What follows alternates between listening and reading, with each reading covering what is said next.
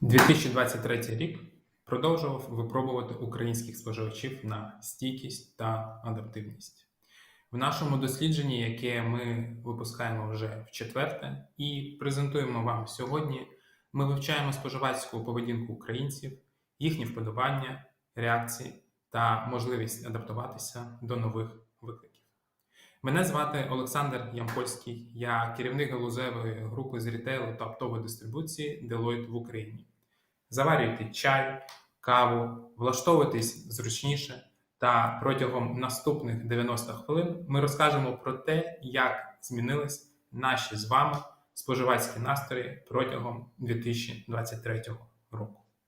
Цього року ми порівняли споживацькі настрої українців із настроями споживачів у ЄС та Сполучених Штатах. Важливою ознакою є поступове відновлення показників, якщо порівнювати з попереднім роком, а деякі показники навіть наближаються до довоєнних рівнів. Наприклад, частота купівлі продуктів харчування відновилась до довоєнного рівня, а середній чек збільшився на 2%. Частота купівлі електроніки та побутової техніки зросла на чверть, якщо порівнювати з 2022 роком.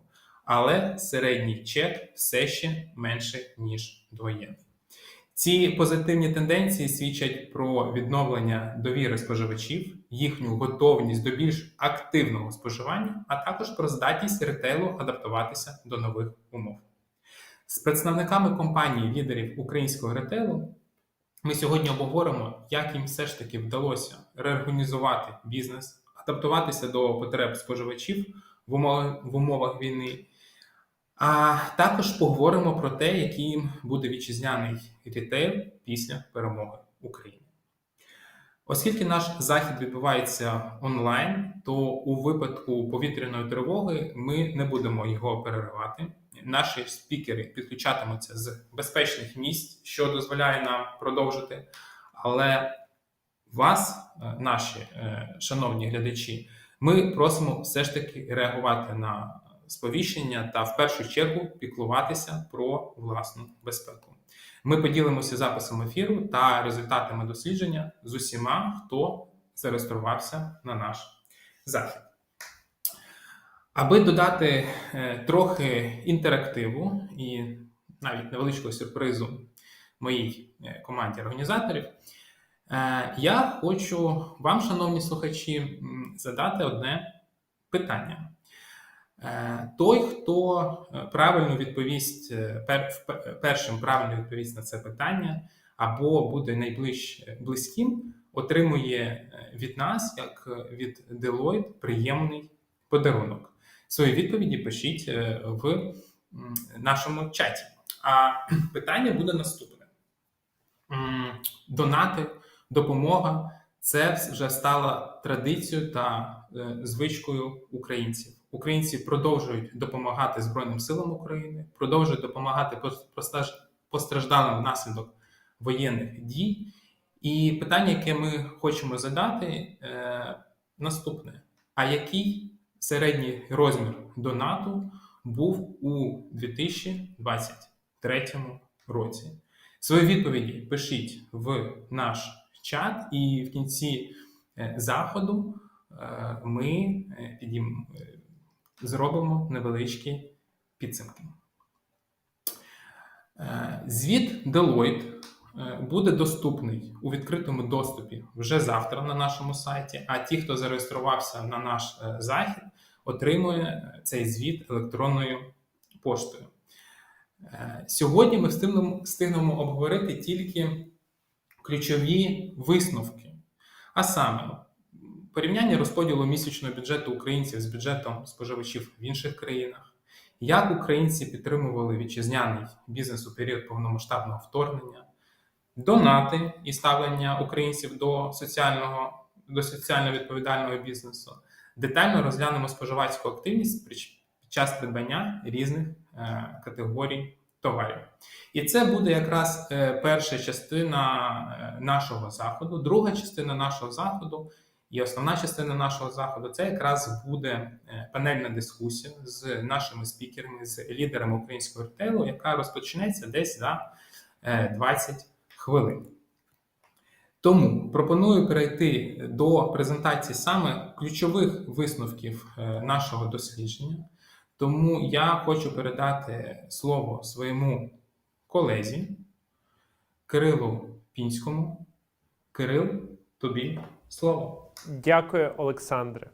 Друзі, радий вітати вас на презентації нашого дослідження. Сподіваюсь, що воно вам буде цікаве та корисне. Перед тим, як перейти до огляду ключових висновків нашого дослідження, хочемо коротко поділитися методологією. Для збору даних ми використовували онлайн-опитування, проведене за квотованою вибіркою, що представляє населення України за статтю, віком, видом зайнятості і типом населеного пункту. Ми опитали понад 1000 респондентів. Важливим обмеженням дослідження є те, що його результати базуються на думках та враженнях респондентів, а не на фактичних даних від сектору оптової та роздрібної торгівлі. Ну що, перейдемо до нашої структури. У нашій презентації сьогодні ми обговоримо лише ключові висновки нашого дослідження, зосереджуючись на таких аспектах, як структура бюджету українців у порівнянні з світовими трендами, обсяг та напрямки благодійних внесків українців, їхнє ставлення до соціально відповідального бізнесу, вплив війни на психічне здоров'я населення та купівля, в якому форматі українці надають перевагу. У нашому звіті ми ретельно дослідили особливості споживацької поведінки для 10 товарних категорій. Протягом сьогоднішньої презентації ми зосередимось на категоріях, позначених зеленим кольором, такі як продукти харчування, одяг та взуття, електроніка та побутова техніка, дитячі товари та алкогольні напої. Дані про споживання товарів, на які ми сьогодні не будемо зосереджуватися, доступні у нашому повному дослідженні, яке незабаром буде опубліковано на сайті Deloitte.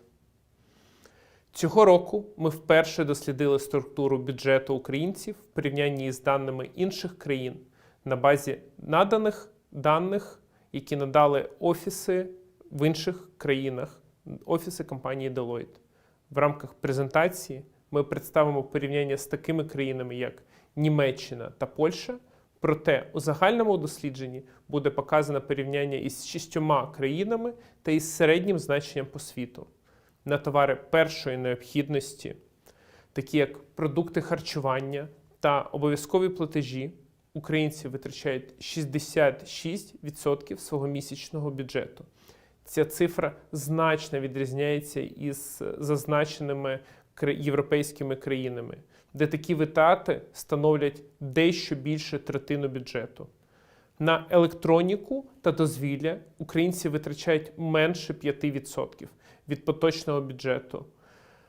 У Німеччині та Польщі частка таких витрат у бюджеті займає більш ніж чверть. Заощадження та інвестиції становлять лише 4% від місячного бюджету українців. Проте у бажаному бюджеті частка таких витрат удвічі вища – 8%. Тобто українці заощаджують значно менше, ніж жителі провідних країн. Проте хотіли б заощаджувати на рівні з ними. 3% від місячного бюджету українці витрачають на донати та благодійність. Окремої категорії для цього у дослідженнях інших країн немає. Тому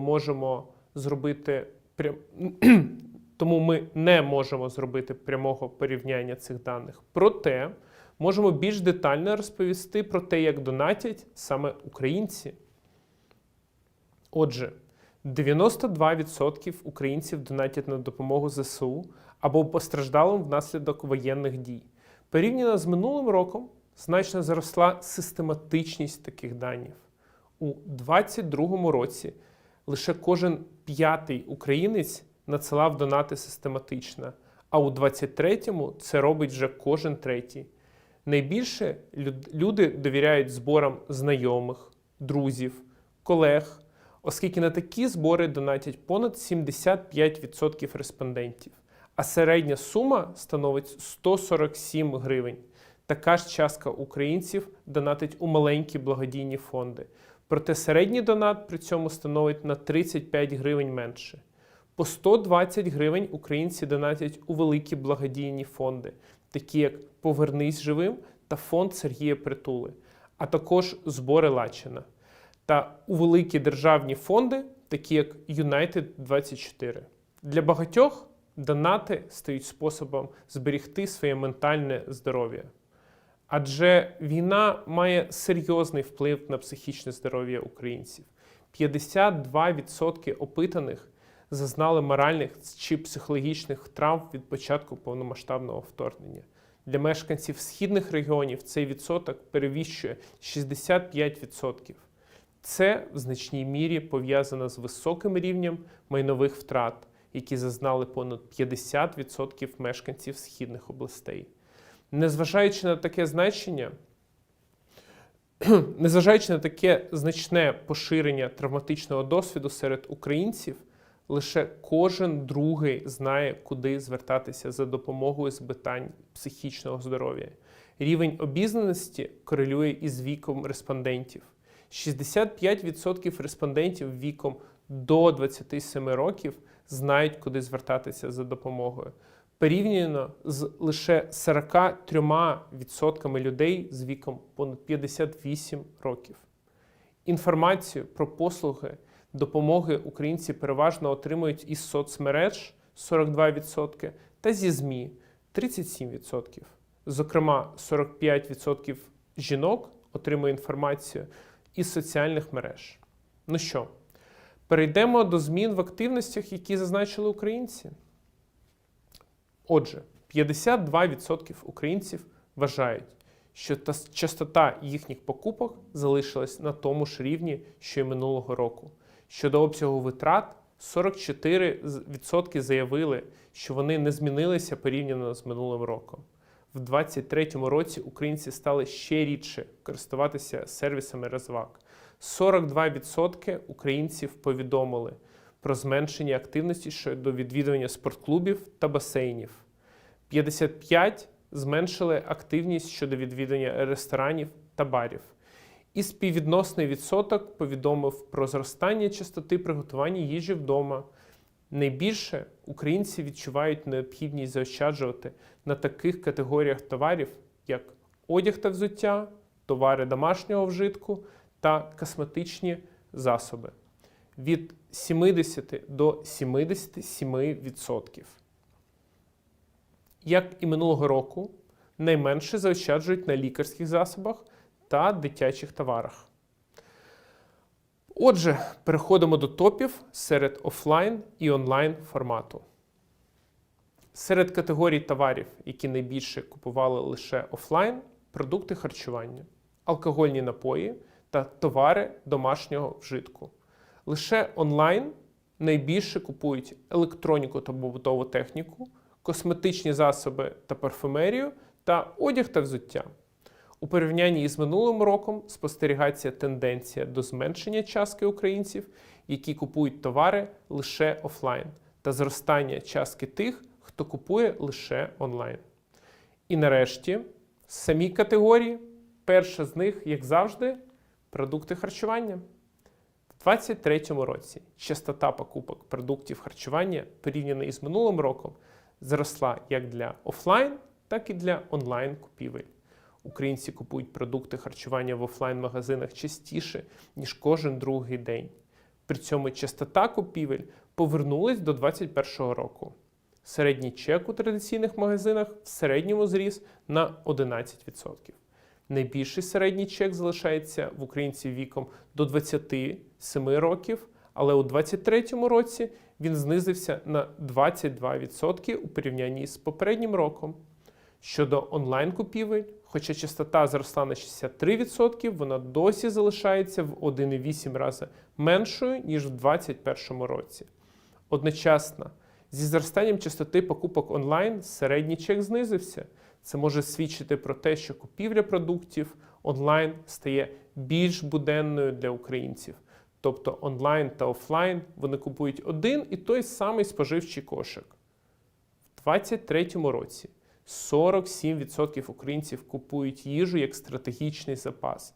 При цьому 67% готові заощаджувати при купівлі.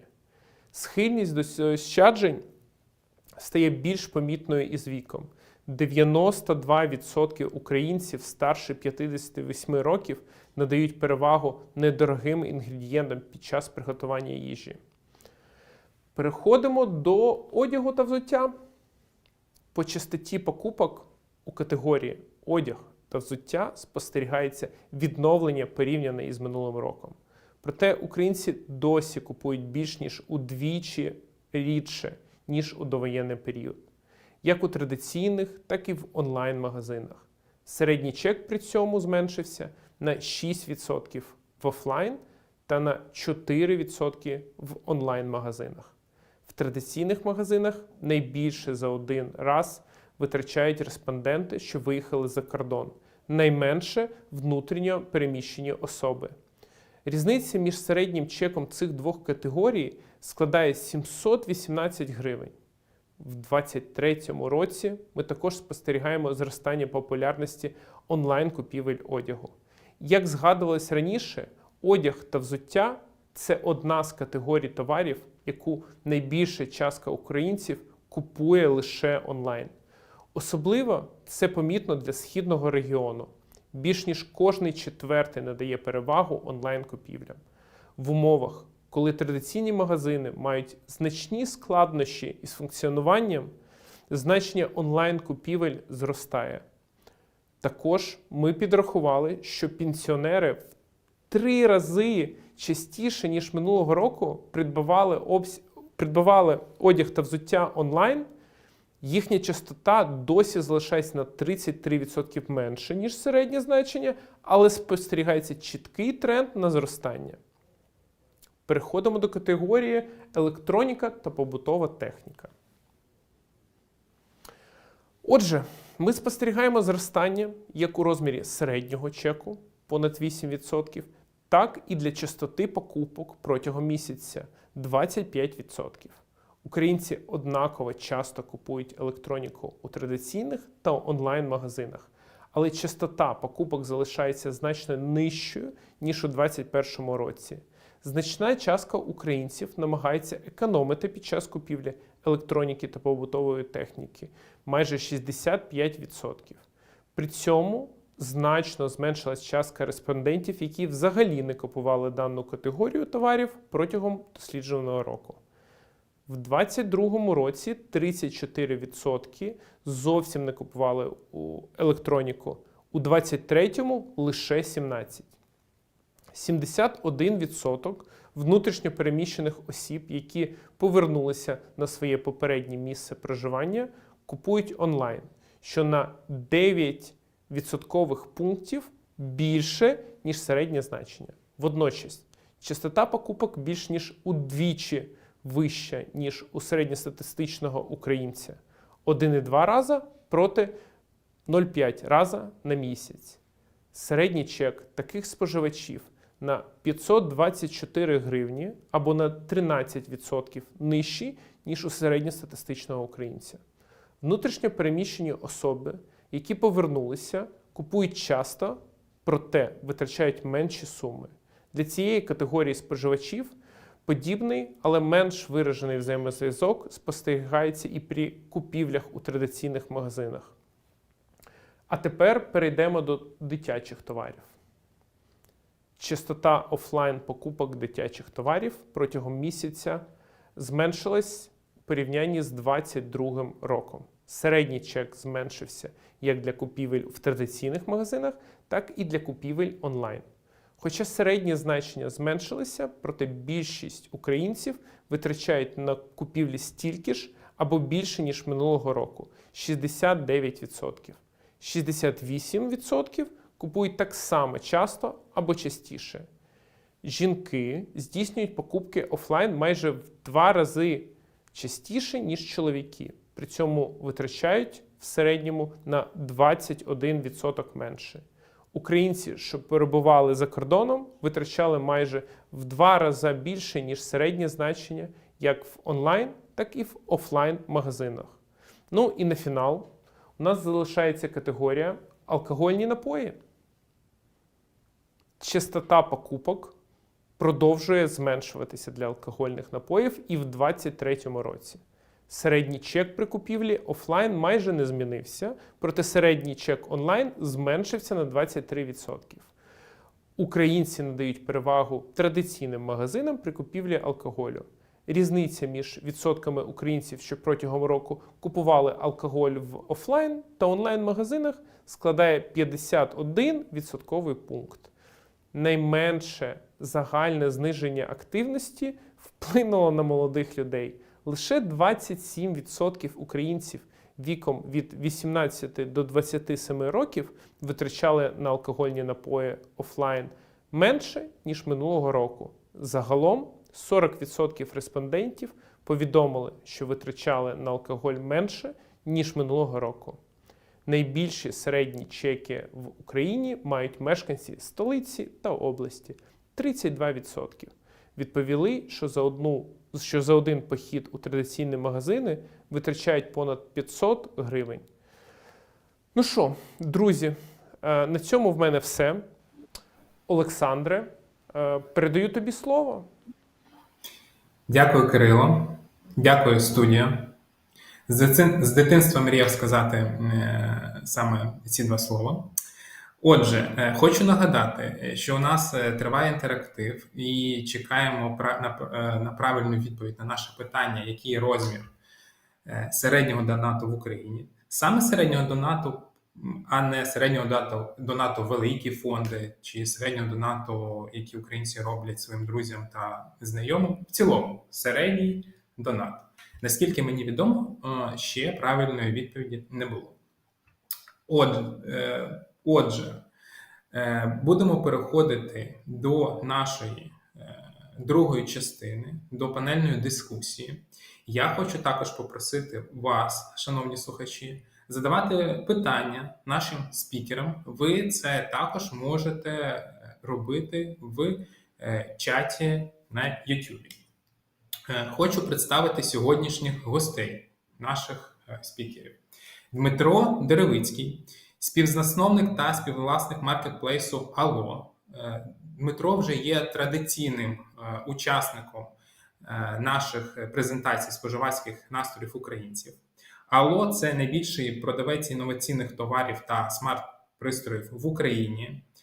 Має найвище покриття серед магазинів електроніки. Входить до 3 найбільших маркетплейсів України з 2,5 мільйонів товарів на сайті. Виторг Allo, увага, друзі, у 2023 році зріс на 22% порівнюючи з 2022 роком. І застосунок Allo було завантажено понад 6 мільйонів разів. Другим нашим спікером є Сергій Войцеховський. Сергій – член ради директорів БГВ Group Management, має 17-річний досвід роботи на управлінських посадах, зокрема в найбільшому ретейл-бізнесі в Україні – АТБ. Наша АТБшечка. БГВ Group Management – це інвестиційна група Геннадія Буткевича. З 2017 року БГВ інвестує та розвиває Україну власну мережу роздрібної торгівлі, магазин формату Convenience Store «Коло». На сьогодні саме ця мережа нараховує 230 магазинів у 30 населених пунктів Київської області та Одеської областей. «Коло» входить у 5 найбільших мереж продовольчого ретейлу України. Сергій, Дмитре, вітаю вас. Вітаємо. Вітаю. Дмитре, на всякий випадок включіть мікрофон. Дмитре, перше питання буде до вас. В одному із своїх виступів у 2022 році ви казали, що війна – це можливість або збанкрутувати, або перейти в нову лігу. Що для вас означає нова ліга та на якому етапі переходу зараз ви до неї? Дякую за запитання. Для мене нова ліга – це можливість пройти за один рік той шлях, на який у мирні часи потрібно, наприклад, 3-5 років. Тобто тривалий розвиток, конкуренція, то що інше. Тобто війна дає певні можливості на ринку, вони з'являються через те, що великий стрес. Деякі компанії не витримують цього стресу, там міняють свій напрямок. Якщо там подивитися на ринок електроніки, то у нас з'явилися певні зміни. З'явилися великий гравець майже пішов з ринку, і це була велика можливість. І декілька ігроків використали цю можливість, в тому числі і Allo. Але з іншого боку, цю можливість побачили сірі гравці. Зараз доля сірих товарів електроніки, вона дуже велика. Особливо в такому сегменті, як смартфони та друга там інноваційна електроніка, там частка десь 30-40% сирого товару. І сірі гравці зараз займають критично високу долю ринка. Наприклад, у Apple ця частка ринку доходить до 80%. Як використало це Allo, я можу сказати, що ми десь на півшляху. Зараз в середньому по електроніці частка продаж, онлайн-продаж десь 1/3, тобто 33%. У нас у лютому та у січні було 44% це частка онлайн. Тобто ми зараз на путі діджитал-трансформації рухаємося у цьому напрямку і досі оптимістично дивимося на можливості, які український ринок нам дає. Дякую. Дякую, Дмитре. Сергій, а чи погоджуєтеся ви з твердженням Дмитра, що війна – це можливість або збанкрутувати, або перейти в нову лігу, і нова ліга – це те, що зараз сказав Дмитро, це коли за один рік ви проходите той шлях, який традиційно ви пройшли б за 3-5 років? Звичайно, абсолютно. По-перше, добрий день всім. Абсолютно погоджуюсь з цим твердженням. Ми в групі також його дуже часто цитуємо і використовуємо, враховуючи розвиток своїх проєктів.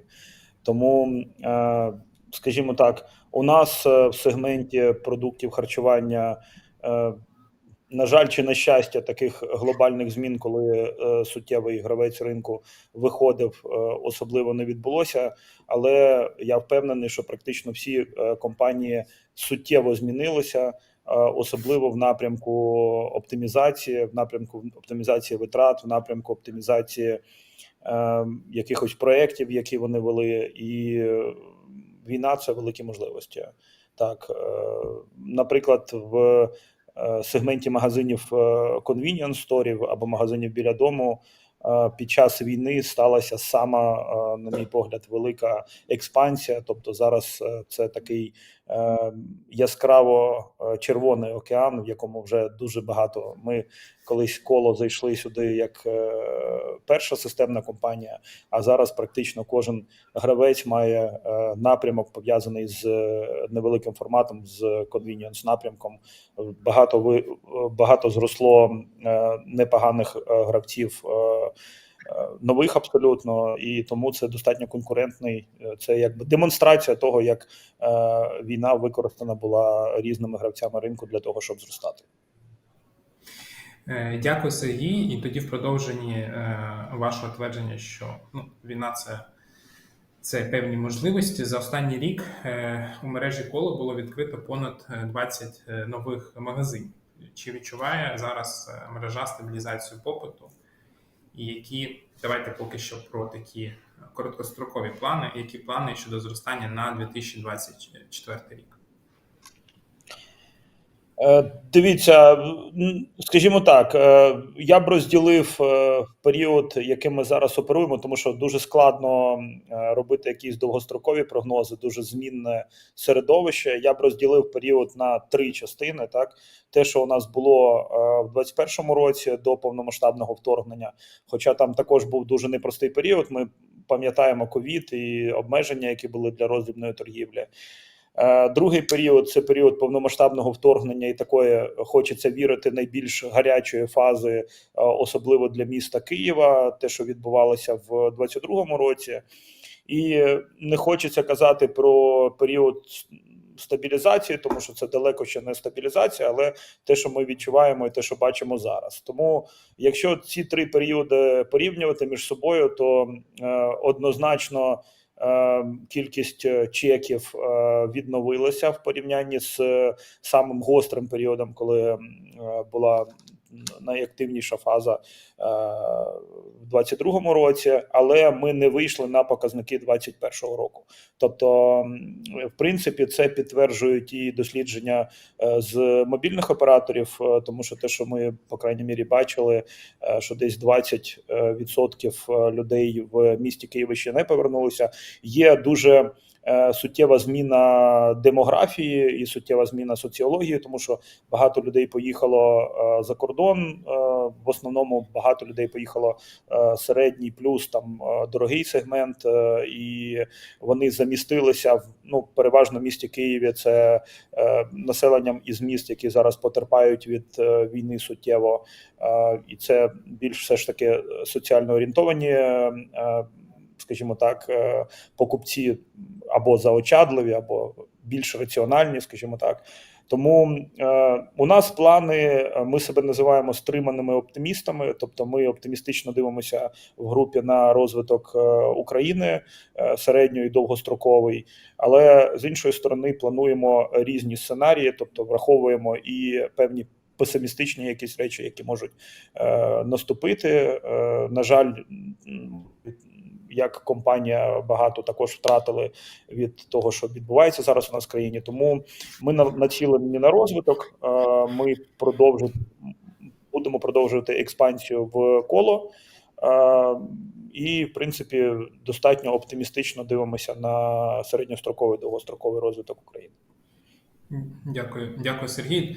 Дмитре, Сергій з командою визначають себе як стримані оптимісти.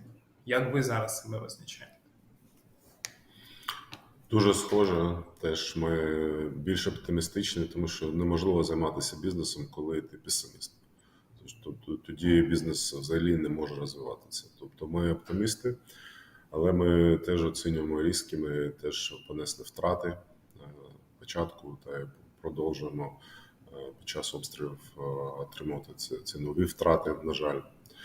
Нам пощастило, ніхто з співробітників не загинув, але ми маємо там певну кількість людей, які там постраждали, домівки розрушені та інше. Тобто ми теж оптимісти українські. Дмитре, я сьогодні буду повертатися до нашої з вами дискусії рівно рік тому ми з вами обговорювали споживацькі настрої, ваші плани. І тоді в ваших планах було стати міжнародним бізнесом, але у частині дистриб'ютора електроніки. У частині ретейлу ви все ж таки вважали, що фокус буде на український ринок, та стратегічною метою було стати національним маркетплейсом. Чи передивилися ви стратегію і яка вона зараз? У нас є окремо дві стратегії. Одні стосуються роздрібного бізнесу, друга стратегія стосується оптової дистриб'юції, і вони сходяться десь наверху там на рівні стратегічних цілей. Спочатку про роздрібну стратегію. Вона не змінилася, але ми працюємо над її оптимізацією. Зараз що ми робимо? Ми розбиваємо великий крок на частини і будемо робити новий анонс оновленої стратегії десь наприкінці весни чи початку літа. Але зараз у нас вже 2,5 мільйони товарів доступно на сайті, і декілька тисяч мерчантів, і більше ніж 90% цих товарів – це товари мерчантів. Тобто ми реалізувалися як маркетплейс. Стосовно оптової дистриб'юції, ми працюємо як дистриб'ютор багато років в Україні. Ми працюємо в Болгарії, Молдові, Казахстані. Це було ще до початку війни. І коли почалася війна, в минулому році ми відкрили ще офіс у Польщі. Можу сказати, що це дуже складно, тому що Польща вийшла по результатам 2023 року у 20-ку найкрупніших економік світу. І Україна зараз, компанія з України сприймає це не дуже там круто. Це, уявіть собі, якби до війни компанія з Молдови відчиняла офіс у Києві і хантила там людей намагалась хантити людей там першого рівня. Це дуже важко. На щастя, в нас є там success story у Болгарії, і нам це вдається, але там велика ще праця попереду на закордонних ринках. Дякую, Дмитре. І в тому числі трохи згодом ми торкнемося ситуації на українсько-польському кордоні і поговоримо про те, як вам вдається реагувати на ці виклики. Ви зазначили про ваших мерчантів, так? А як зараз живуть мерчанти? Як веде себе малий бізнес? І наскільки збільшилась кількість мерчантів, можливо, в процентному співвідношенні порівняно з минулим роком? І які ваші прогнози? Як ця кількість, як ця тенденція буде зберігатися? Коли почалася війна, ми там припинили прийом нових мерчантів, тому що ми не були впевнені, як ця система може працювати. Але зараз ми відновили прийом, і кількість мерчантів вона зросла, але там не критично, тому що ми зараз працюємо над якістю, а не над кількістю. Можу сказати, що бізнес мерчантів він зрос в минулому році, і десь на 20% зросли їх продажі. І основні категорії, в яких там був ріст, це автотовари, категорія спорт та туризм, а також меблі. І, тобто бізнес живе, маленький бізнес живе, це круто. Дякую, Дмитре. І якщо повернутися до результатів нашого дослідження, то ми визначили, що більше половини українців дотримуються думки, що дії бізнесу направлені на допомогу Збройним силам та підтримку ветеранів – це важливо, та українці готові купувати товари саме у такого бізнесу, навіть якщо товари можуть бути вище за середньоринкову ціну. Розкажіть, які ініціативи, Дмитре, були проведені АЛО на підтримку Збройних сил України та постраждалим від війни у 2023 році? Перш за все, ми для військовослужбових людей ми запровадили знижку, і вже ця знижка в розмірі десь 90 мільйонів гривень, вона була вже отримана військовослужбовими. По-друге, це була наша допомога грошима. Ми сфокусувалися на медичній сфері, ми допомагали протезуванню Superhumans, перечислили туди 15 мільйонів гривень. Потім ми купували з фондом «Притулу», ми купили один медичний бронетранспортер, якщо не помиляюсь, 300 мільйонів гривень. Та ще там деяким лікарням. Допомога дітям, які постраждали, діти переміщених осіб, ми передали на Новий рік 1000 планшетів для навчання. Загалом це була там допомога у розмірі 11 мільйонів гривень, якщо не помиляюсь. Було десь 14 мільйонів гривень передано в виді різноманітних товарів там, для ЗСУ.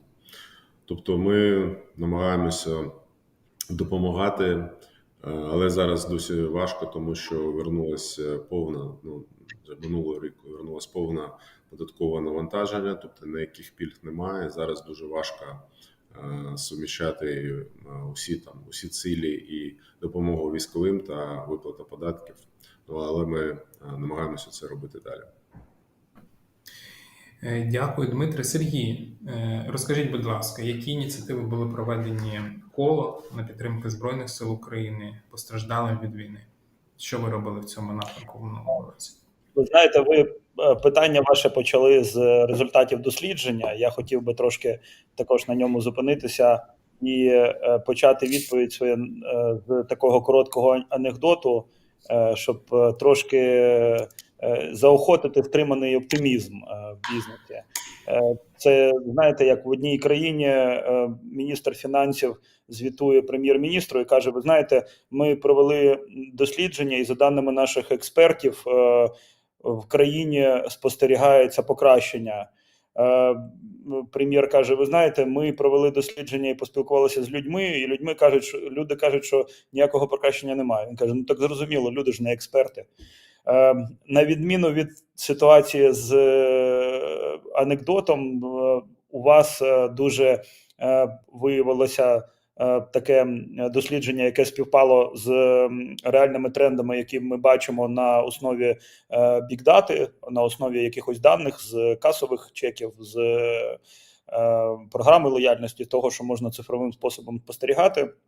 Якщо повернутися до питання про ЗСУ, звичайно, що зараз ми там кожен день прокидаємося з думками про те, яким чином ми могли би збільшити нашу допомогу військовим для того, щоб вони тримали реальний фронт.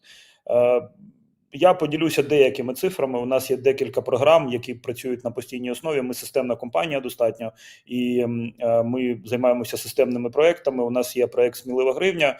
Ми більше 4 мільйонів перерахували на різні потреби військових за рахунок сміливої гривні і проекту, пов'язаного з продажем кавонапоїв безпосередньо всередині мережі. Ми даємо знижки, ми учасники програми, яка об'єднує, яка з'явилася також під час війни. Ми там 5% знижку даємо певним групам населення. Також у нас є спеціально виділений в складі групи благодійний фонд, який називається BGV Charity Fund. І протягом з моменту повномасштабного вторгнення ми здійснили допомогу на суму приблизно 1 мільярд гривень.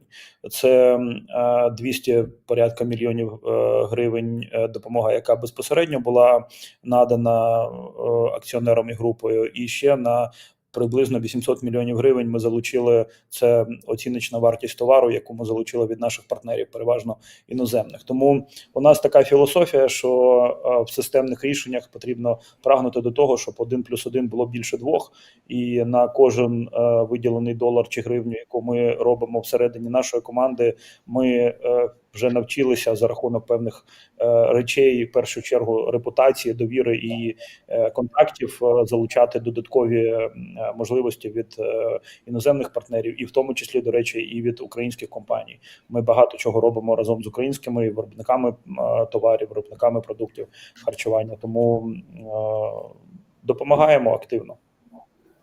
Дякую, Сергій. Ще раз я хотів би зафіксувати суму 1 мільярд гривень. Так. Так. Дякую, Сергій, дякую, Дмитре, за те, що ви робите. Ми слідкуємо за вашими ініціативами. Це дуже приємно та дуже надихає. Нашим слухачам я хотів би запропонувати підписатися на власні сторінки, соціальні сторінки в Фейсбуці Дмитра та Сергія. Вони активно роблять пости і своїми постами також надихають.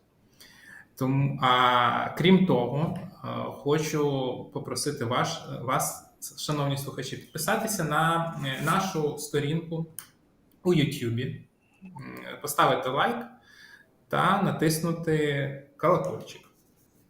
І нагадаю, що для тих, хто приєднався до нас нещодавно, що ми зараз обговорюємо споживацькі настрої українців, обговорюємо з Дмитром Деревицьким, співзасновником маркетплейсу Allo, та Сергієм Войцеховським, членом Ради директорів БГВ Group Management. Сергій, майже 25% співробітників мережі коло захищають зараз країну. Як впливає мобілізація працівників на роботу компанії? Як компанія адаптується до цієї ситуації? Я хотів би підкреслити, наголосити, що це маємо на увазі 25% чоловічого персоналу компанії, тому що у нас мобілізації підлягають саме чоловіки. Це дуже суттєвий виклик для підприємства, суттєвий з декількох боків. По-перше, ми не залишаємо наших співробітників, які мобілізовані в лави ЗСУ і різних і Нацгвардії, всіх абсолютно підрозділів і сил, які захищають Україну.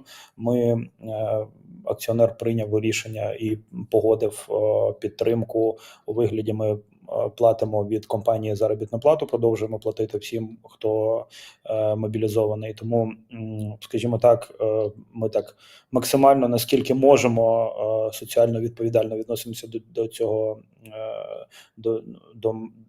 до підтримки. З іншого боку, звичайно, що ми відчуваємо потребу в кадрах. Дуже відчуваємо. На моїй практиці ще ніколи в країні не було такої потреби і такої кількості вакансій в роздрібній торгівлі. Ну, мається на увазі, я знаю, як трошки справи у колег по ринку. Я так розумію, що більш-менш у всіх ситуація однакова. І тут питання не виключно мобілізації, тому що роздрібна торгівля дуже часто працює з великою кількістю жінок, тобто працівників жіночої статі. І тут також є дуже велика проблема, тому що ви знаєте, що багато людей поїхало з України, і особливо це жінки з дітьми, вони знаходяться за кордоном зараз. Тому ми перегрупувалися, ми впровадили низку певних оптимізаційних заходів, які дозволяють автоматизувати або замінити ручну працю. До речі, це от коли ми казали про війну як про можливість, то ви знаєте, на жаль, в минулі часи у нас дуже часто питання було поставити домофон в під'їзді, краще було б посадити 2 консьєржок. Тобто це було про достатньо низький рівень оплати праці українців. Вже ситуація кардинально змінилася зараз, тому зараз автоматизація набуває абсолютно інших фарб, скажімо так, тобто вона абсолютно по-іншому економічно рахується, тому що дуже часто практично всі компанії вони приймають тут економічні рішення. Ми створили певні мобільні бригади, ми підстраховуємо ті магазини, які конче потребують персоналу і там, де високий ступінь некомплекту. Звичайно, що ми переглядаємо рівень заробітної плати, постійно його підвищуючи, і тут це також тренд, який відбувається останнім часом. Тому чи відчуваємо? Так, відчуваємо. Відчуваємо суттєво. Проводимо постійно якісь заходи для того, щоб ситуація покращувалася. Вона тяжка, але стабільно тяжка. Я б так охарактеризував.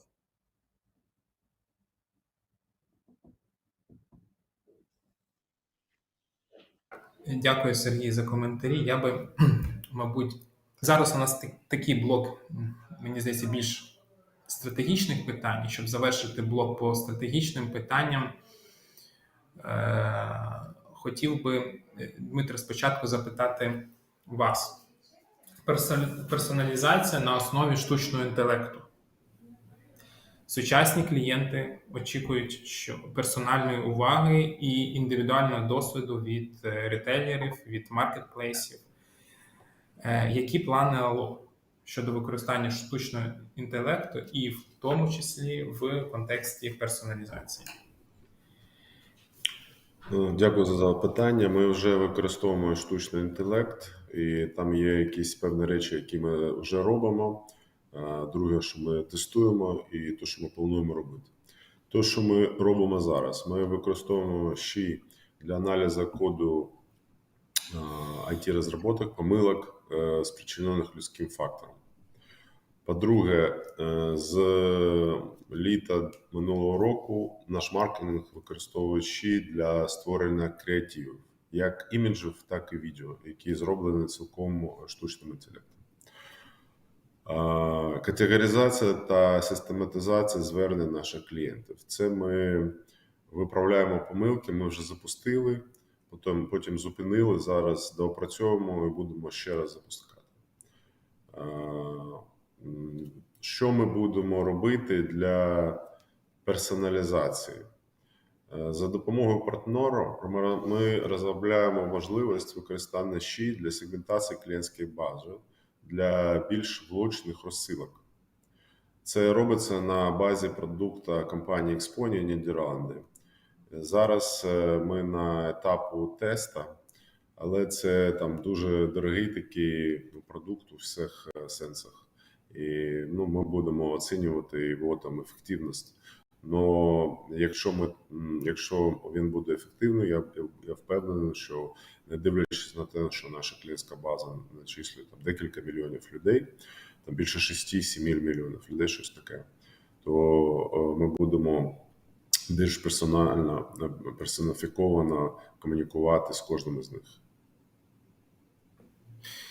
Дякую, Дмитре, і бажаємо вам успіхів в використанні штучного інтелекту в вашому бізнесі.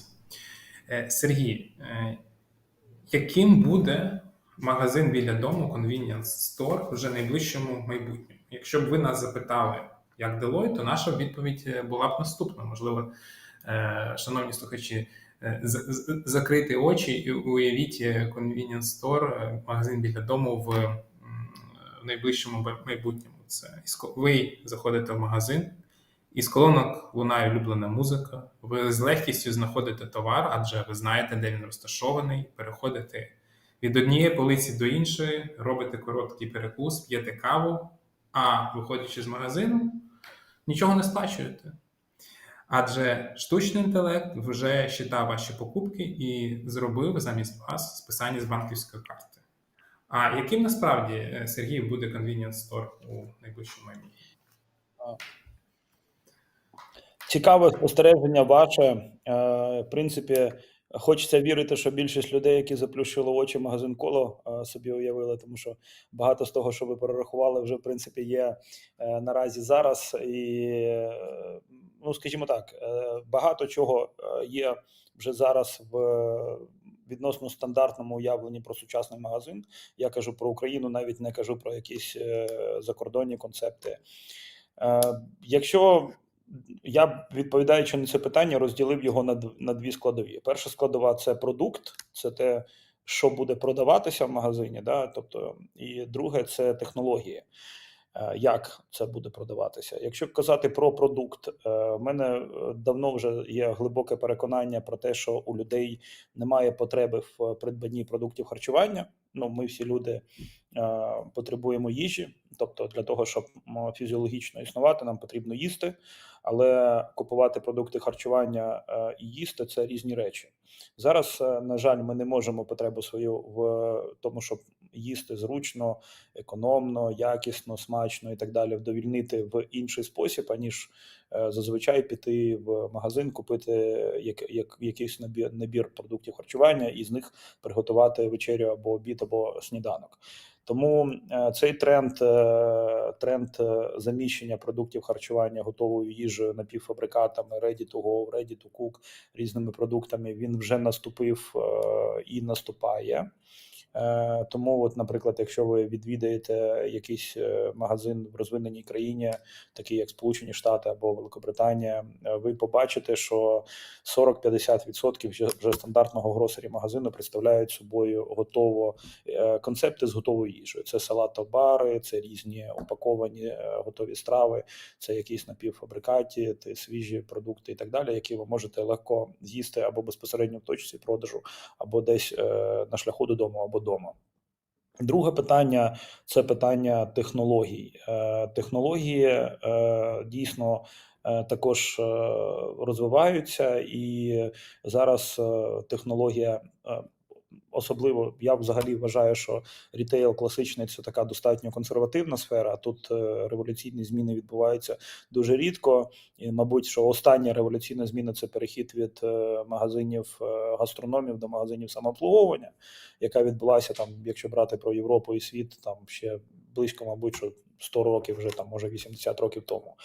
І зараз ми спостерігаємо певні зміни, пов'язані з самообслуговуванням, тобто з технологіями, які дозволяють нам не витрачати час і не витрачати додаткову робочу силу на те, щоб обслугувати покупця всередині магазину. Як, в принципі, обслугувати з точки зору вибору товарних пропозицій, там це і різні програми лояльності з монтованими уподобаннями зараз за допомогою штучного інтелекту. Тут, щоб до штучного часто часто переходити, то хотілося б ще з природнім розібратися, але тому що я так спостерігаю, що багато людей навколо мене ще з природнім не досить розібралися, вже до штучного переходять. Це я шуткую, насправді гарна технологія, дуже високий потенціал має.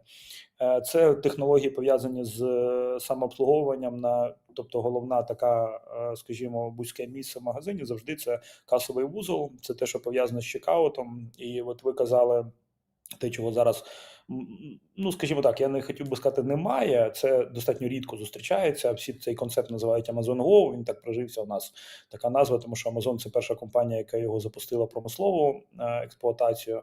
Але, ну, от, наприклад, та ж компанія Жабка польська, у нас багато українців або тимчасово, або постійно, або час від часу перебувають в Польщі, можуть в Варшаві відвідати магазин Жабка Нано. Це якраз саме той концепт, про який ви говорите, де ви заходите, вибираєте собі товари, персоніфікуєтеся на вході, і на виході у вас щось списується із вашої кредитної карти, чи рахунку, чи мобільного застосунку. Тому, в принципі, все це правда, це все вже зараз відбувається, і з часом буде поглиблюватися. Хочеться вірити, що темпами більш швидкими, ніж навіть ті, які відбуваються зараз. Дякую, Сергій. І тоді пропоную від таких стратегічних питань перейти до операційних. І ви зараз сказали, в тому числі про польський ринок, і ми не можемо обійти стороною питання українсько-польського кордону. На початку повномасштабного вторгнення ми пам'ятаємо, що були проблеми з доставкою, але згодом ланцюг постачання вдалося налагодити. Яка ситуація зараз з урахуванням блокади українсько-польського кордону? Які рішення були прийняті з урахуванням цього? Сергій, Дмитре, питання буде до вас обох. Можливо, Сергій, з вас розпочнемо. Дивіться, я взагалі особисто як людина, я вірю в принцип російської мови, він звучить созидательного розрушення, тобто це креативного такого зрушення. Воно відбувається зараз на прикладі Польщі в тому числі. У нас між країнами, на мій погляд, можливо, не на користь України була дуже висока доля польського імпорту, особливо в продуктах харчування.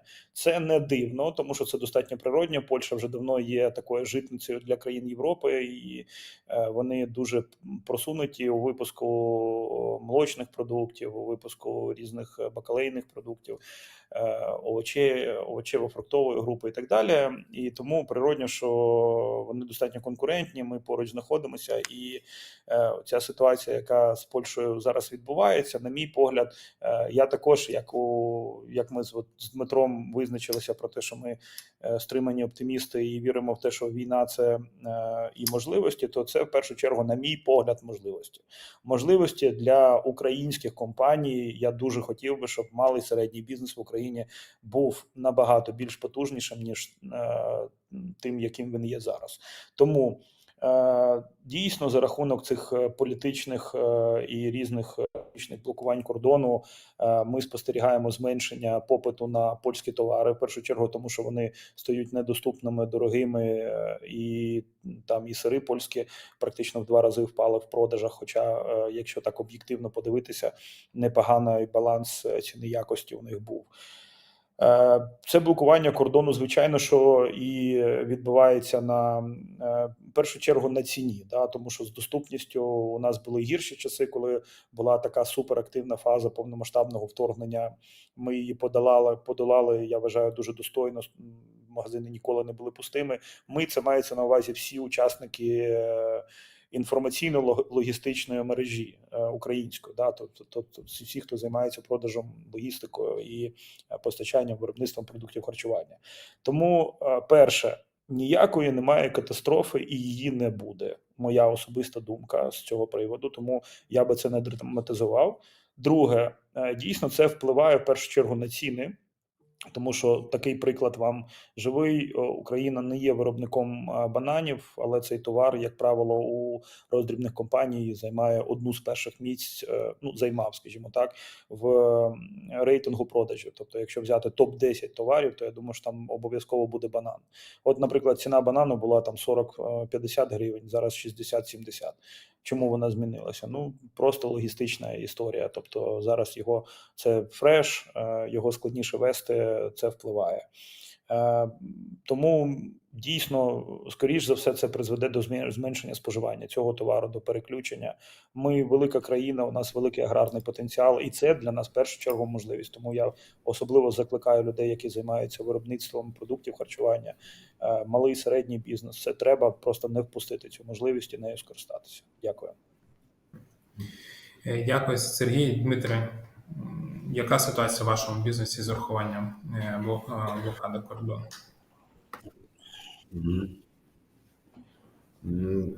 Я трішки не згоден з Сергієм. Я бачу там велику проблему. І, можливо, тому що ми відночасно являємося ще імпортерами продукції. І ця проблема, вона починається з України, з українського боку. Зараз вантажівка, коли виїжджає з України, вона стоїть біля 14 днів. Тобто 2 тижні українська, чи там польська, чи там немає значення. Закордонна вантажівка стоїть 2 тижні на кордоні України у черзі, чекає можливості виїхати за продукцією. Я думаю, що це не здорова ситуація, і блокування кордону, воно починається з українського боку. Я не знаю, чому це питання, це боляче питання, воно зараз не у топі там економічних новин. Друге, що ми зробили, коли там Польща дуже кріпко заблокувала кордон свої? Ми перенаправили свої вантажівки на Словаччину, Угорщину та Румунію. Але це перетини кордону у цих країнах, вони не були готові, вони не такі великі, як, наприклад, там Краковець чи Рава-Руська на польському кордоні. Вони не мають можливості обробляти великий потік вантажного транспорту, який збільшився удвічі, я думаю, що десь так на них навантаження. І це ще додало додатково десь 800 км пробіга, тобто 800 км пробіга – це ще одна доба. Очікування на кордоні з боку Румунії, Угорщини чи Словаччини – це від 3 до 6 діб, плюс одна доба переїзд – це 4-7 діб ми додаємо з закордонного боку. Блокада кордону спричинила ще дефіцит транспорту в Європі. І це привело до того, що транспорт подорожував практично у 4 рази, якщо ми порівняємо з довоєнним часом. Довоєнний час вантажівка з Варшави до Львова, вона коштувала десь 1200 євро. Потім у 2022 році воно подорожувало до 2500 євро. Зараз фрахт біля 4800 євро. І він кожного дня міняється десь плюс-мінус 300 євро, це як біржовий товар. Помимо грошей, це дуже негативно впливає на фінансовий цикл компанії, тобто машини, вантажівки, вони стоять в черзі десь у середньому 20 діб. Якщо ми порахуємо український бік 14 днів, і потім те, що зараз відбувається, наприклад, у Словаччині. Я думаю, що це велика проблема, тобто ціна коштів в Україні, вона дуже-дуже велика. Якщо там наш уряд каже, що у нас минулого року була інфляція десь на рівні 5%, а блокова учетна ставка НБУ 15%, тобто чиста собівартість кредитів – це 10% плюс комісія банку. Це ще там 3% нехай буде. Уявіть собі, який бізнес може сплачувати цей простой на такий тривалий час. Плюс подорожчання. Я би Дякую, закликав Дмитро. бізнес-асоціації, як EBA, наприклад, лобіювати щонайменше вирішення питання з українського боку з тими 14 днями. Дякую, Дмитре, дякую, Сергій. Ну, сподіваємось, що по цьому питанню природній інтелект переможе і кордони будуть розблоковані. Дмитре, згідно нашого дослідження, середній чек при покупці товарів електроніки саме в онлайні збільшився на 9% у порівнянні з 2022 роком, проте ще на 10% нижче за довоєнні показники. Чи спостерігаєте ви аналогічну тенденцію в своєму бізнесу, і які кроки ви робите для того, щоб збільшувався середній чек, крім того, що ви збільшуєте асортимент на вашому сайті? У нас теж вирос середній чек. Минулому році він став на 13% більше, ніж у 2022. Але ми бачимо великий потенціал у категорії, яка купує товари, інноваційні товари за доступними цінами. Це дуже перекликається з дослідженням Deloitte, які ми усі бачили спочатку цього зуму. Тобто середній чек – це важливий показатель, але набагато важніше – це ріст виторга та рівень маржі. І мене здається, що зараз покупці вони звертаються за більш доступними такими середнього класу товарами, але дуже інноваційними. Це моя така думка. Дякую. Дякую, Дмитре. Сергій, дуже схоже тоді питання до вас. Згідно нашого дослідження, середній чек при покупці продуктів харчування в офлайні збільшився на 11% в порівнянні з 2022 роком. Чи спостерігаєте ви аналогічну тенденцію по середньому чеку в мережі Коло? Так, спостерігаємо. Тут ми також збігаємося абсолютно з вашим дослідженням. Десь приблизно такий рост ми бачимо у себе в мережі.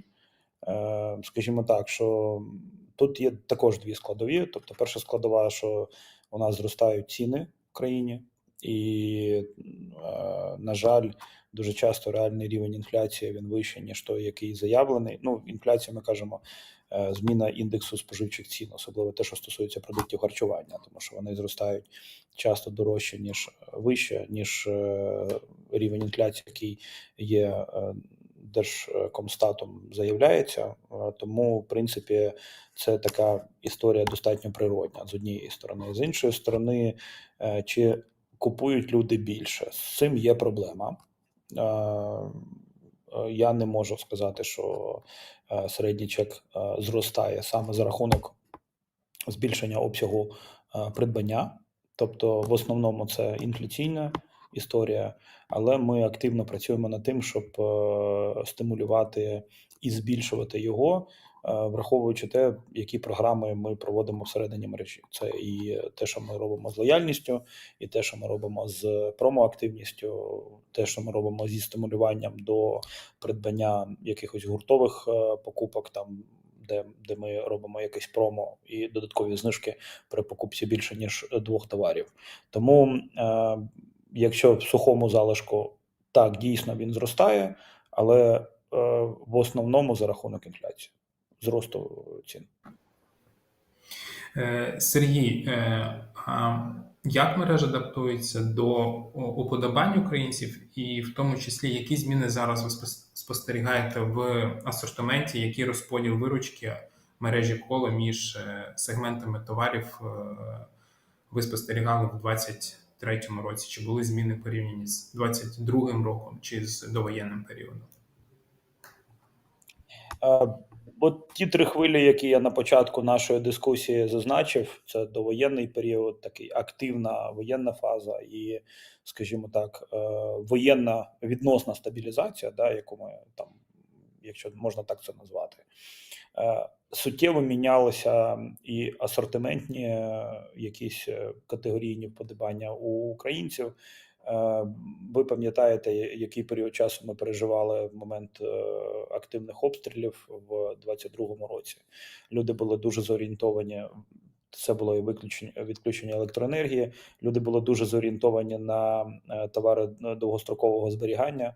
Тобто, це от там бакалійно, консервні оці всі історії, вони там просто бумили, тобто вони суттєво більше продавалися, ніж в якісь, умовно кажучи, аналогічні періоди до цього часу.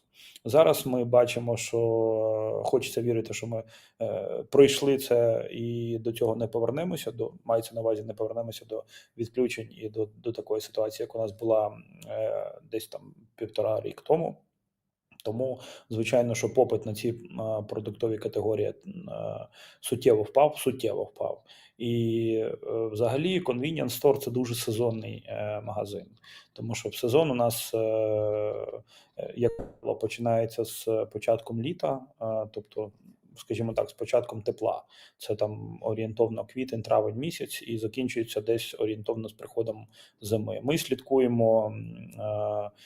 Сезон мається на увазі, коли суттєво зростає попит на напої, на морозиво, на якісь імпульсні товари, тому що в першу чергу convenience store – це магазин імпульсної покупки. І переорієнтовуємося вже на якісь товари зимового попиту, які пов'язані в основному люди, вони дуже прив'язані до свят. Тобто, умовно кажучи, можна взяти календар свят, який відбувається протягом року, і подивитися те, що буде, як правило, користуватися попитом там в певні різні періоди часу. Дякую, Сергій. Дмитре, дуже схоже питання до вас щодо асортименту. Давайте згадаємо 22-й рік. Тоді ми з вами розмовляли, обговорювали, що обсяги виручки продажів по стаціонарній техніці впали на 50% в штуках, гаджетів на 15%. Але були винятки. Були винятки – це павербанки, зарядні станції, попит, на які тоді ситуативно змінився. Ці товари стали товарами першої необхідності. Які результати 23-го року? Які товари стали лідерами продажів і на які товари попит став нееластичним? Перш за все, хочу сказати, що 2022 рік по пропорціям продажу між категоріями та сезонності піків продаж став дуже похожий на довоєнні роки. Тобто ніяких там стресових продаж, з якими були пов'язані екстра продажі пауербанків та пауерстейшенів, дизель-генераторів та іншого. Воно нічого такого не відбувалося. І пропорції вони стали там класичні, більш-менш. Зрос попит на третину на ринку на телевізори, побутову техніку, комп'ютерну техніку. Алло здивувало, ми продали удвічі більше ігрових пристроїв, тобто там більш за все це PlayStation. Тобто дуже великий попит був на розважальні девайси. На 50% виросли продажі ноутбуків, комп'ютерної техніки. Тобто ринок більш-менш починає нормалізуватися і звикати до військового стану в Україні, і споживачі починають поводити себе як до війни, але корелюючи з їхніми впавшими рівнями доходів і тим, що вони заощаджують більш грошей на більш там необхідні напрямки та щось собі залишають можливо на якісь там стресові та ризикові ситуації, які ще можливі в Україні. Дякую, Дмитре. Ми також кожного разу будемо повертатися до нашої минулорічної дискусії. Питання щодо інвестицій. Спочатку, Дмитре, задам вам, потім Сергію. Минулого разу ми обговорювали рік тому, що незважаючи на падіння виторгу в мережі Алло, ви повернули інвестиції, в тому числі в IT-інфраструктуру. Які інвестиції ви здійснювали впродовж 2023 року? То, що стосується інвестицій, то давайте я почну, можливо, там з фізичного роздрібу, тобто з офлайну. З офлайна ми В минулому році ми інвестували десь 90% від рівня 2021 року. Тобто ми майже повернулися на той об'єм інвестувань, який у нас там був присутній у 2021 році. А IT – це єдина велика сфера у компанії, інвестиції в яку зростали навіть у 2022 році. Тобто ми продовжували інвестувати в IT, не дивлячись на ту неопределеність, яка була на початку війни. У 2022 році ми наростили на 10% інвестицій, в 2021. В 2023 ще додали 20%. Зараз у 2024 у нас план залишити інвестиції на рівні минулого року, але ми передаємо більше розробки in-house і наймаємо більше співробітників, тобто ми збільшуємо кількість фахівців, IT-фахівців в компанії, тобто там ці кошти з інвестицій вони будуть переходити в фонд заробітної плати, тобто ріст все одно очікується.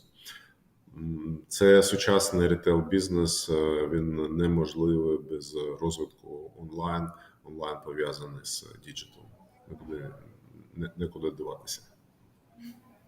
Дякую, Дмитре. Сергій, які інвестиції ви зробили в 2023 році, які плануєте зробити в короткостроковій перспективі?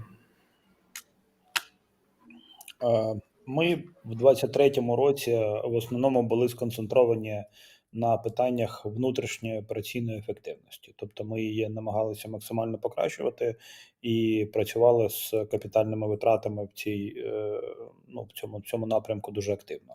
Що ми зробили? Ми зробили певні речі пов'язані з нашою складською логістикою, тобто ми наростили наші потужності у холодній логістиці, ми придбали власний автотранспорт, ми його докуповуємо і зараз, тобто розраховуючи на збільшення долі перевезень своїм власним транспортом. Ми запустили декілька тестувальних підформатів наших магазинів і активно працюємо зараз з цим. Ми постійно намагаємося знайти, скажімо так, відповідати трендам і знайти можливість стати краще для наших покупців. Тобто тут ми залучаємо максимально передові українські компанії, з ними розробляємо, я не хочу сказати, що це новий формат, але розробляємо якісь заходи в покращенні діючого. І тому зараз вже можна спостерігати декілька наших магазинів, які, скажімо так, з більш розширеною зоною кафе або фуд-сервісів, і хочеться вірити, що найближчим часом також трошки здивуємо в хорошому сенсі цього слова свіжим поглядом на те, як мусить виглядати convenience store. Ми інвестуємо в експансію, тобто ми відкриваємо нові магазини. Дійсно, що темпи відкриття поки що вони не такі, як у нас були в довоєнний період. Тому що ми стримані оптимісти, як я казав в самому початку. Да? Тобто ми, в принципі, дуже зараз обережно підходимо до вибору локацій, і це питання в тому, що дуже сильно змінилося геомаркетинг і розуміння того, як взагалі рахувати трафік, тому що, от, наприклад, ми дуже часто раніше заходили в нові житлові комплекси, які ще були, можна сказати, недобудовані, і розуміли, що буде непоганий трафік у вигляді будівельників на самому початку, а потім почнуть люди заселятися, почнуть робити ремонти і так далі. І ми, в принципі, будемо і в нормальній юніт-економіці, і будемо перші, хто туди зайшов. Зараз ситуація дуже відрізняється, дуже багато будівельних майданчиків напівзаморожено, тобто щось вони добудовують, але дуже стримано, і зрозуміти, коли це буде більш в активній фазі, поки що складно, тому дуже-дуже обережно відносимося до вибору локацій. Будемо інвестувати в що? Будемо інвестувати в операційку, в операційну ефективність, будемо робити проекти покращення. будемо інвестувати в IT, будемо інвестувати в експансію. Тобто це такі, мабуть, ключові напрямки.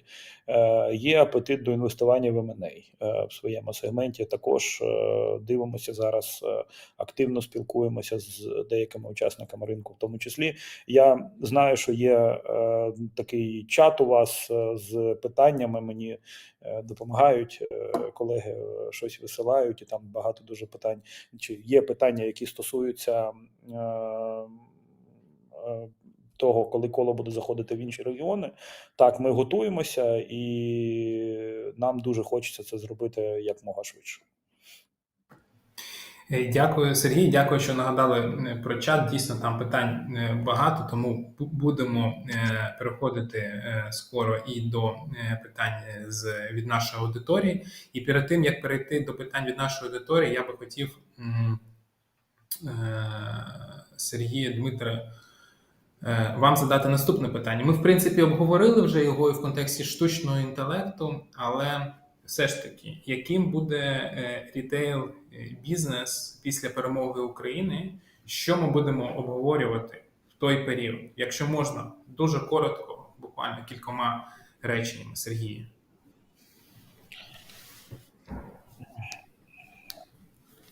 Давайте використаємо сценарій, який зараз найбільш бажаний для нашої країни. Сценарій, що ми виходимо в перемогу, і перемога значить для нас повернення кордонів 91-го року. Що це значить? Це значить період суттєвої, швидкої і системної відбудови, тому що багато інфраструктури просто вщент зруйновано, вона потребуватиме відбудови. Я дуже активно зараз їжджу по світу і спілкуюся з міжнародними партнерами. Всі виказують можливість і готовність інвестувати в Україну і брати участь в цій відбудові. Ми бачимо дуже багато прикладів країн, таких як Японія, Німеччина, Південна Корея, які виходили з війни і ставали ще більш потужними. Тому це значить, що наш сектор роздрібної торгівлі буде бумити з точки зору експансії, ми будемо відкривати нові магазини, ми будемо ставати ближче до людей, ми будемо знаходитися в такому, як ракета, активному зростанні. Ми, люди смертні, не знаємо, як воно буде насправді, але хочеться саме вірити в такий сценарій. Дякую, Сергій. Дмитре, яким буде рітейл після перемоги? Я взагалі згоден з Сергієм, хотів би додати другий бік. Я мріяв би, щоб ми обговорювали якусь синхронізацію законодавства України з Європейським Союзом, можливо, синхронізацію наших не тільки законів, а ще реальне виконування цих законів, тобто обілення бізнесу і підготовку до того, щоб Україна могла бути повноправним членом Європейського Союзу.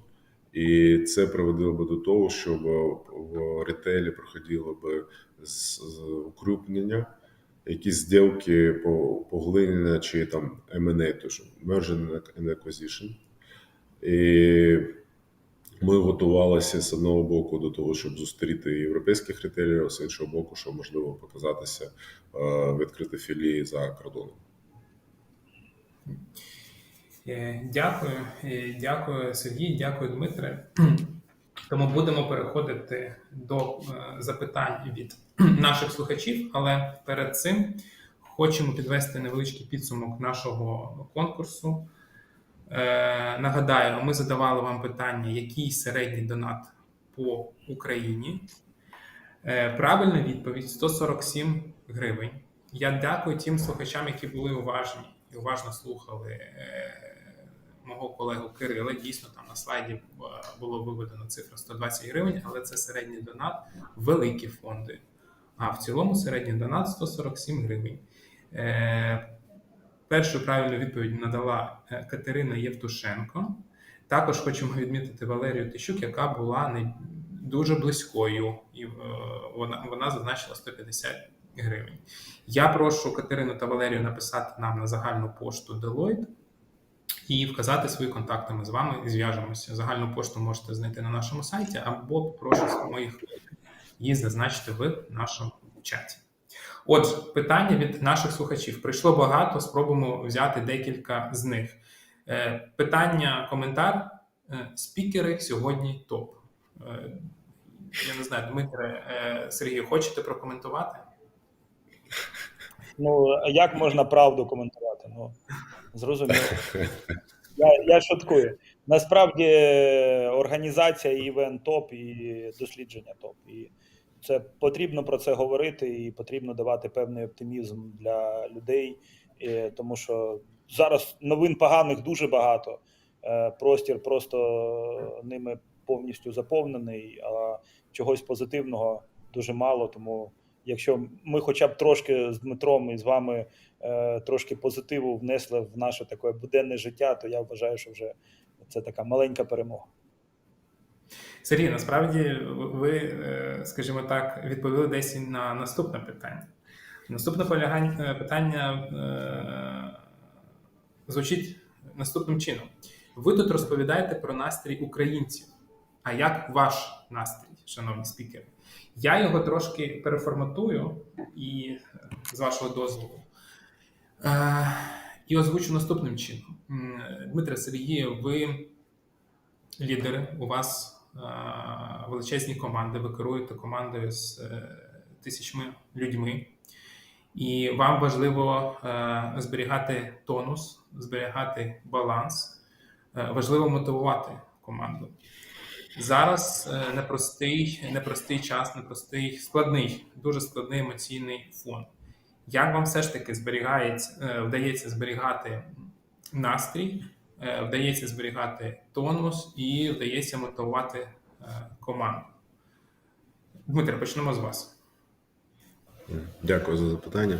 Є таке дослідження, я ще там, може, років 10 про нього читав, що настрій генерального директора чи там лідера компанії, він за певний час розповсюджується по всій організації. Це залежить від там розміру компанії, але все одно він розповсюджується. Тобто позитивний настрій він повинен бути і сходити. Зараз набагато краще, набагато легше підтримувати позитивний настрій, тому що новини не такі важкі, як були там у перші місяці війни. Тоді було, набагато важче, але ми все одно вірили в Україну і будували плани, ісходячи з того, що відбувалося в країні. Зараз що підтримую те, що виходить, те, що ми робимо. Коли ти щось робиш, і в тебе не виходить, раз, другий, третій, можуть опустити руки, але коли виходить, ти окрилений, ти робиш щось нове. Є підтримка команди, є підтримка родини, друзів, і все класно, що можемо дивитися вперед. Сергію? Я з практичної точки зору, скажімо так, мені дуже подобається тут філософія стоїків, тому діліть речі на дві частини. Перша, на яке у вас є вплив, друга, на яку впливу ви не маєте. Ту, на який вплив ви не маєте, намагайтеся сприймати її такою, як вона є. Так, дійсно, це складно, але, на жаль, іншого варіанту немає. Ну, от, наприклад, я практично не читаю новини з усіх телеграм-каналів, на які я вимушено, там, як і всі ми, підписаний. Тобто намагаюся цього не робити. Читаю якісь більш корисні речі, там іноземну пресу, якщо казати про мас-медіа, книжки дуже допомагають. Мені дуже допомагає спорт, дуже допомагає спілкування з людьми. Я бачу, як заряджені люди, як заряджені колеги. Я бачу, як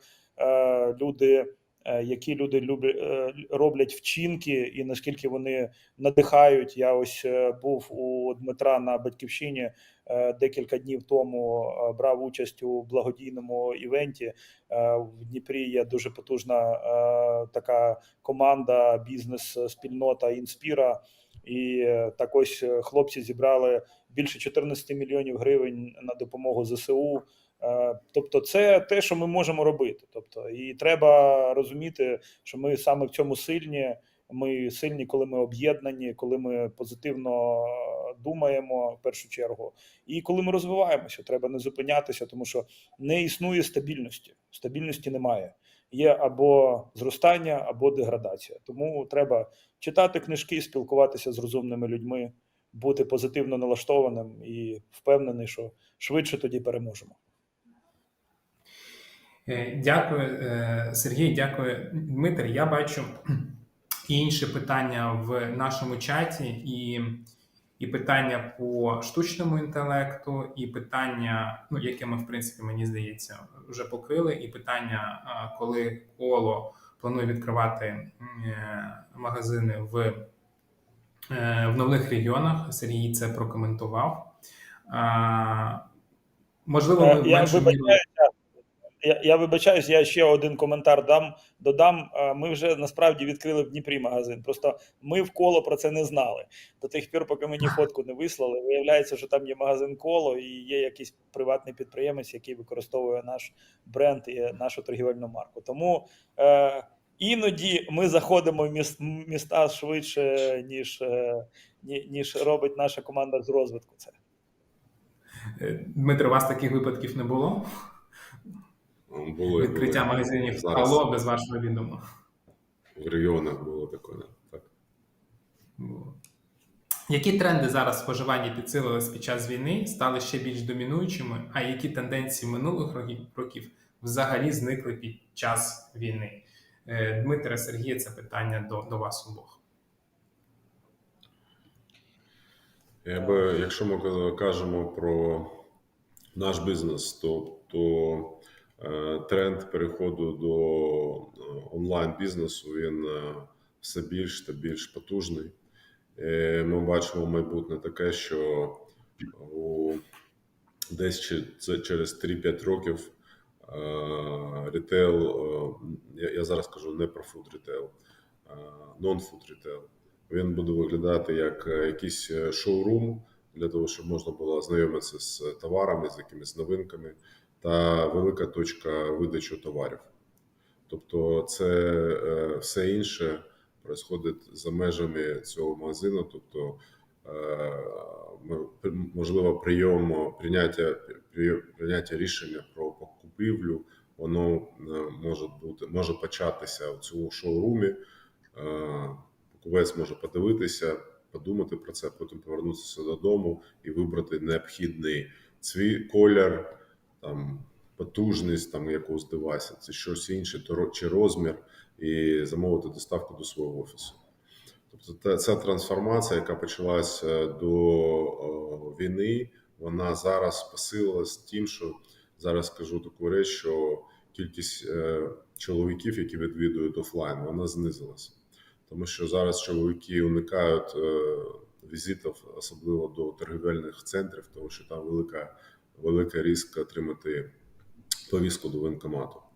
І зараз оцей тренд, він домінує, то, що я хотів би підкреслити. Я зараз кажу про онлайн купівлю товарів. Дякую. Якщо про продукти харчування, дивіться, я думаю, що автор цього питання, ну, я б на місці автора скажу так, я б хотів би отримати якусь сенсацію, тобто, щоб хтось сказав, от те зникло взагалі, його немає, а щось таке з'явилося, чого раніше не було. На жаль, не можу такою сенсацією якимось чином поділитися, тому що насправді я ось періодично заходжу, все ж таки набираю сміливості, заходжу в магазини Алло до Дмитра, і я бачу, що там продаються ще телефони, як вони називаються, кнопочні, так, вони ще є. Дійсно, що, мабуть, що обсяг їх продажу і доля їх суттєво менша, ніж була там скількись там 20 років тому. Да? Вона дуже маленька, це нішова історія. В продуктах харчування, в принципі, якщо говорити про тренди, як от смартфони і діджиталізація, тренд в електроніці, те, що я як споживач бачу, я не спеціаліст глибокий в цьому ринку, у нас так, це готова їжа і все, що з цим пов'язано. Тобто, умовно кажучи, подивіться на певні речі, як ми живемо. Ми дуже консервативні люди. Я до кого не заходжу на кухню, будь-де, я бачу один той самий набір техніки, як правило.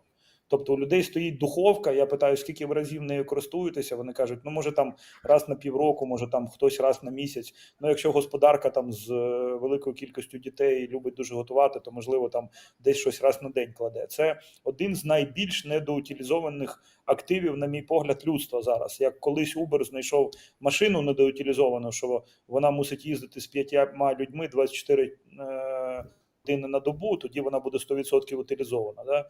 І на цьому до утилізації таких активів можна створити реальні бізнес-імперії.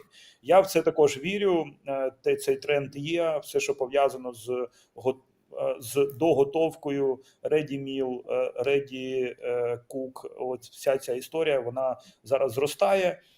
На превеликий для мене жаль, не такими темпами, як я хотів би, але в принципі це є. І тому це трендова історія. Такого, щоб щось пропало, я вже казав, ну дійсно зменшився суттєво попит на товари довгострокового зберігання. Я це пояснюю двома речами. Перше, їх дуже набралися впрок, і я впевнений, що практично у будь-якого домогосподарства дома лежить пару консервів кільки в томатному соусі, чи я не знаю, там якоїсь тушонки на чорний день. Да? І тому, звичайно, що люди це поки що купують так собі. І муки, і туалетного папіру понабиралися колись. Да? А зараз, звичайно, що те, що пов'язано з виділенням позитивного гормону, це позитивного, це щось солодке, алкоголь, ну, в принципі, продається, як і раніше. Можливо, навіть трошки більше. Дякую. Дякую, Сергій, дякую, Дмитре. Друзі, час нашого заходу добігає кінця. Я дуже вдячний Дмитру та Сергію за вашу участь.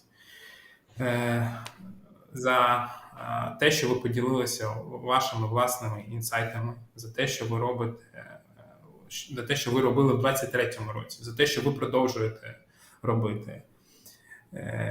Алло, Коло – це українські бренди, які знає кожен українець. Ми вам бажаємо успіхів в вашому бізнесі. І ті плани, які ви собі намітили, щоб вони здійснювалися вже в найближчому майбутньому. Сергій, Дмитре, дуже дякую за вашу сьогоднішню участь. Дякуємо. До зустрічі. Дякую. Шановні слухачі, я також хочу подякувати вам за те, що ви сьогодні були з нами, слухали нас, задавали питання, коментували. Сподіваємось, що ви отримали корисну інформацію, і наш захід був дещо мірою надихаючим. І ми віримо, що не забереться і той час, коли ми готуватимемо дослідження, яке покриватиме період після перемоги. А дані цього часу, дані воєнного часу слугуватимуть нам для відстеження, відбудови і розвитку нашого рітейл-сектору та нашої з вами країни. Бережіть себе, гарного, спокійного дня, до нових зустрічей.